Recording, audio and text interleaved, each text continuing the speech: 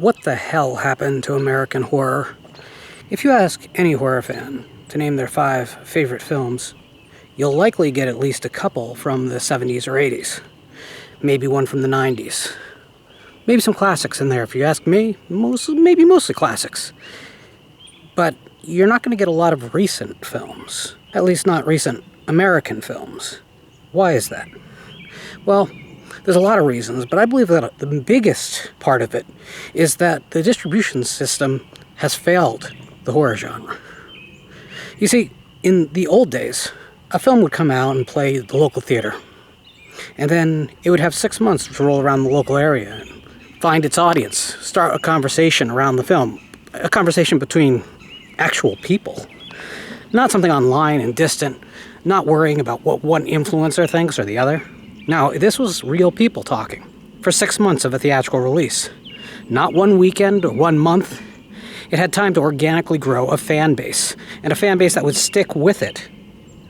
And then, of course, there was the fact that it had secondary theaters to play, so-called dollar theaters, that would play the movie for an additional 2 years in some cases, but at least an extra 6 months. So it'd spend a year in theatrical release. That was a lot of time for a lot of conversations. A lot of dates, a lot of families to talk about what they wanted to go see next week, or a lot of college kids sharing with a roommate, hey, this one scene, you just won't believe what they do. So what happened after that? The film hit airplanes and hotels and cable and premium movie channels. And then finally it hit regular television and, if you go late enough in the timeline, say 1984, home video formats. All this time, regular people were discussing the film, and there started to become a mythology around some of these films. And this all built to the extreme growth of the 70s and 80s. If you look at any other time period, it was tough for the movies to get as far with as little as the horror genre usually works. This wasn't Star Wars. There wasn't the amazing special effects or the outrageous storytelling and millions of dollars to spend on stop-motion tauntauns on the ice planet. No, these were movies, in most cases, about a guy with a knife or a guy in a monster suit on a college campus, which was really probably someone's living room. But the movies had the opportunity to succeed. And what that's led to is the studios playing it safe with the genre. Because movies don't have months and years to build up a fan base, instead it has a weekend, maybe 3, and then the inevitable dump onto video where it fights alongside everything else that's streaming this month, and there's a lot coming out every week.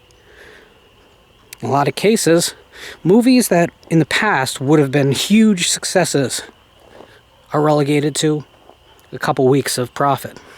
So it's only natural as a business that the studios and the distributors decided to play it all safe all the time.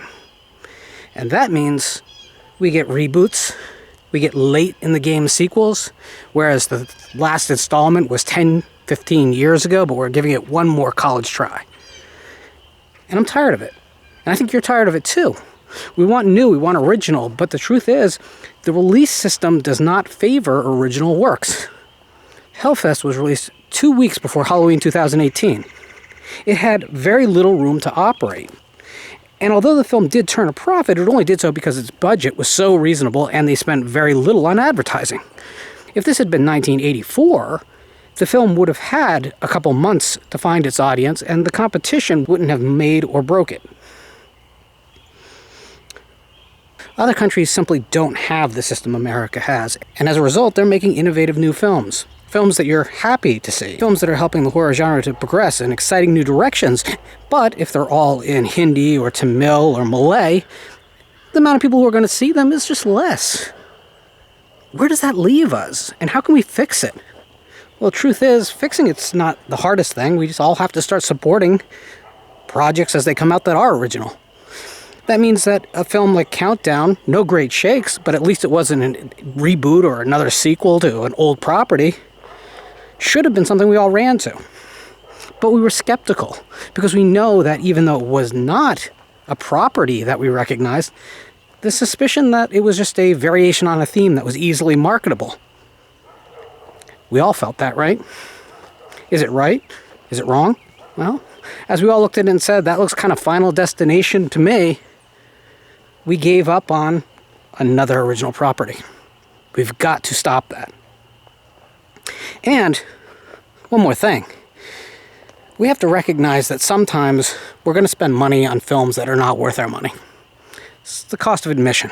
If it was always going to work out every time we plunked down our pocket change, we'd live great lives, but we'd live boring lives too. Part of the adventure is finding those imperfect films that in 10, 15, 20 years are going to shine so bright to us. Because you know what? The perfect films from the 70s and 80s aren't the ones we talk about with reverence. It's the little underdogs, the films that succeeded despite themselves, the ones that really built a cult audience among like-minded people who were last picked for their sports teams in high school. And that's who we are. And that's what we need to get back to. Supporting the underdogs and the creative artists out there who want to do something more than just what's been done before.